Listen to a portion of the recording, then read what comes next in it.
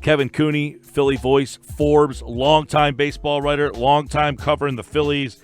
And let's get into some Phillies stuff now because it's officially over. And yesterday the manager was asked, as was the star player, about the manager's future.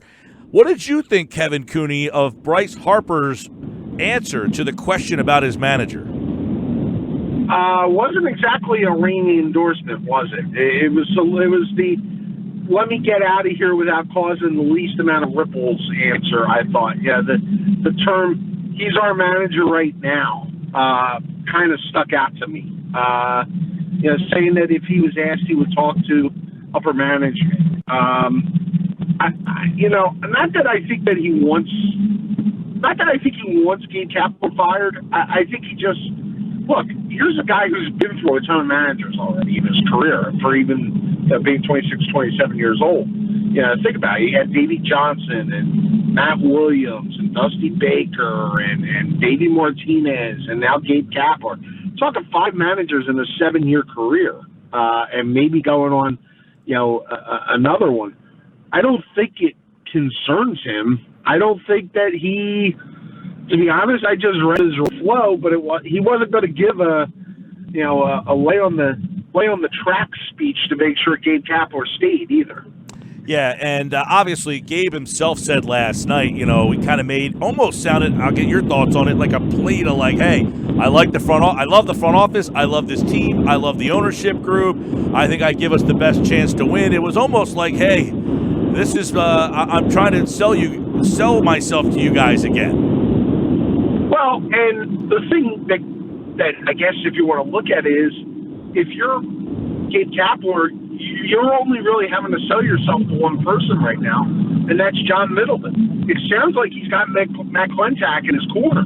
I mean, Klentak has been very strong on all these interviews he's done as far as, in different podcasts and everything. And it would be, I keep coming back, Mike, to something that was said by Andy McPhail when Matt Klentak actually let Pete Buchanan go.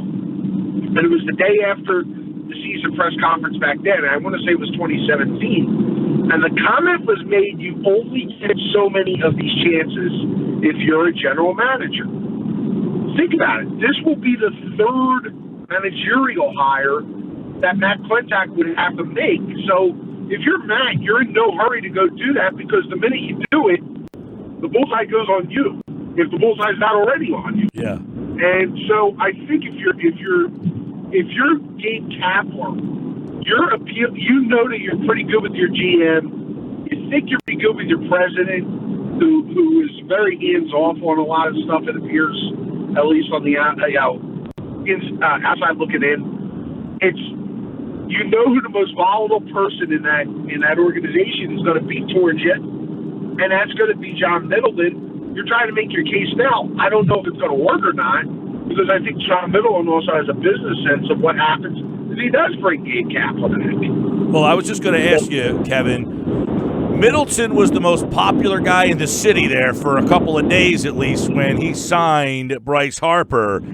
To be the most popular guy in the room, he can't be the guy that says we're bringing these guys back. So is that something you think he considers? I mean, look, there's something about being having courage in your convictions. And John Middleton was the one who wanted this organization to modernize, wanted to get it more analytical. Everything that you want to look at down the road, John Middleton has had his fingerprints on, okay? But it also comes with, he didn't become a billionaire, and granted, he's had family wealth, but he didn't become a billionaire and the controlling partner of an organization like the Phillies by not reading the tea leaves well. And this idea that he is, if there is such a thing, a common fan's billionaire, how he lives and dies by it, and he's behind Jeff Fleury and going nuts like a regular fan at an Eagles game, and give me the damn trophy back in 2009. I believe he wants to win. I believe this year has probably torn him up. I mean, haven't talked to John about it, but, I believe all that stuff, if that's the case, he's going to have to go and kind of test his own convictions here, whether his plan are doing the right thing. And it may mean, and I wrote this last week, there are times when owners of professional sports franchises, you look back to Pat Croce with Johnny Davis and Brad Greenberg, you can look back at Jeff Lurie with Chip Kelly, Robert Kraft with Pete Carroll, all of them. Down the line, the owner sometimes has to kind of step in front of that microphone, swallow a paycheck, basically, and admit he made a mistake. That's what John Middleton would have to do if he's gonna blow this thing up.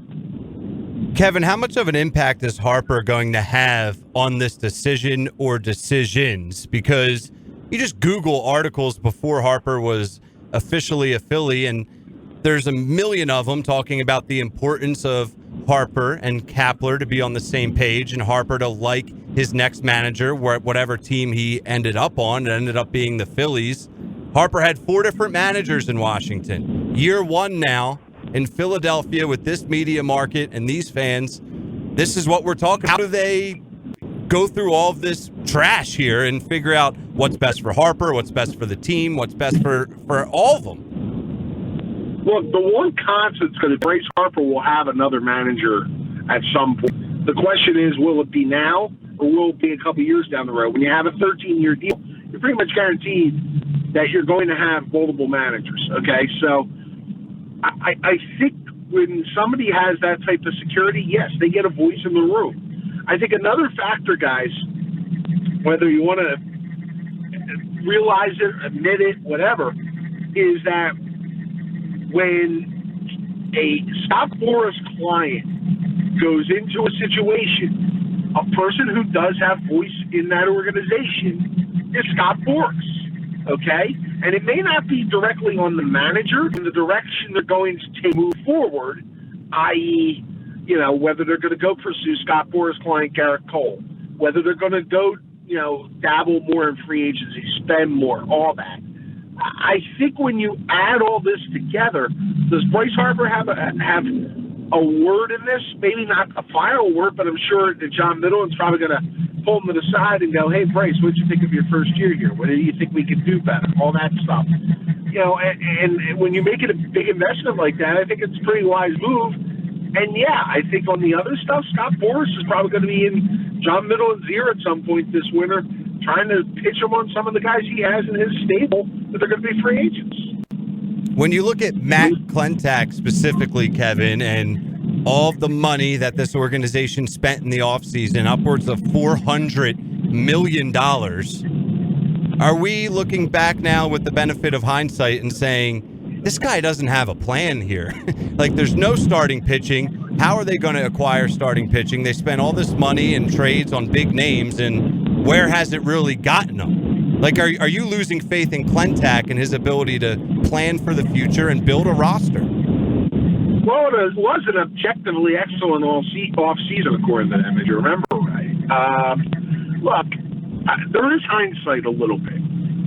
I think that the one area you could point at and say, boy, Klentak really screwed up there was the starting pitching, and counting on Velasquez and Eflin and Pivetta and Eichhoff to fill out basically 2/3 of a 6-man rotation, okay? That's the clear mistake made by Matt Klentak. I think the more alarming thing, to be honest, guys, is their system for an organization now in year 8 out of the playoffs and who had a serious four-year window of rebuilding. And, Mike, you know this through your Sixers following. What has it produced? Like, you look at what Atlanta's done. You look at what the Mets are doing. You look at what just in your division. Look at Washington and the talent that's coming through there. And what do you really have to show for it? Scott Kingery, Rhys Hoskins. I mean, both are good players. They don't match up to anybody of the Alonso and McNeil and look at Acuna down in Atlanta. Well, one problem, Kevin, is they might have valued Hoskins on that level, and maybe they're finding out that he's not on that level. But that shows you that there's something wrong within your system. if you have seriously misjudged by that much, okay? And I'm not saying that Rhys Hoskins is an awful player. He's not. I think Rhys Hoskins is an everyday Major League player. He may be an everyday Major League player in the American League because his defense is not good, but he's an everyday. I think he would be, in the right circumstance, an everyday Major League player. And I think at some point this season, he got broken, if you will, for lack of a better term, because of all the data that they were feeding, and he's the type who probably went into data overload and changed the swing and ended up really struggling. But look at their system, and it's not producing enough. And even the two guys who are going to be linked to this team next year, Spencer Howard, who may be up at some point, although he only threw 75 innings this year, so I don't think that's a given, and Alec Bohm, they're not sure things by any stretch of the imagination going forward. They're nice prospects. They're probably better than what the Phillies have now. But that, to me, is the most disturbing thing about this. This organization doesn't have a depth field of prospects compared to where they should from where they were drafting all these years. Yeah, they're 2 full years removed out of the rough. They made all the go for it moves. They've drawn down the value of the farm system, like you said, and now we're, approaching a potential below 500 team, right? So how? And fourth place in the division. It's insane. And I mentioned this on the podcast with Mike Kerr. I do believe that the biggest insult that will happen to this organization this year is if they do finish 2, 3, 4 games behind the New York Mets. You could have laughed at the New York Mets in June and July. You saw what the Mets were going to be. I think it's going to be, my own personal belief, it will be a huge ego blow for this organization if they finish in 4th place behind the Mets. Kevin Cooney with us here on the Sports Bash here on the Boardwalk Honda Hotline. A lot of Phillies conversation to get into. Who, in your opinion, has more stability? Maybe neither, but the Kapler manager or Klentak McPhail, if he says, look, I got to do something. I like everybody, but I got to do something. Who stays and who goes? I think that it's more likely Klentak and McPhail stay. One, they have contracts that extend out beyond next year. Kapler is only through the end of next year. I think one other area, Mike, and look, if perfect world, I think I would clean everybody out, okay? If it was in my hands, I think I would clean the whole. Because, I don't know how you sell this product next year. I really don't. But the one thing I think that when you look at it is, if the Phillies want to try to sell the product, you change the manager. If you go get a Joe Madden, Mike Scioscia, Buck Showalter, Joe Girardi, you got a lot of names out there. You could sell that, a more quote-unquote traditional, although all of them except for Scioscia has some form of analytic background, okay, in their style. Maybe not to Kapler's extent, but, they're not going to be totally naive on all this. I think that would help sell whatever they're doing, buy some time for McPhail and Klentak. They're going to be under heat no matter what next year, depending on what happens in the moves. I don't see any way you can bring Kapler back, but that's me. Yeah, a lot of people beginning to feel that way about Gabe. What are some of the things about Gabe that we think he does do a good job of and that we should recognize more? I always say, Kevin, I have a hard time evaluating Gabe mainly because it's probably not fair for me to evaluate him because I don't like the style of baseball that is being played today. I'm judging him based on a game that's really not being played anymore. So, of course, I'm not going to like a lot of the stuff that he does. But what are some of the things that he does that maybe we don't see that are positive?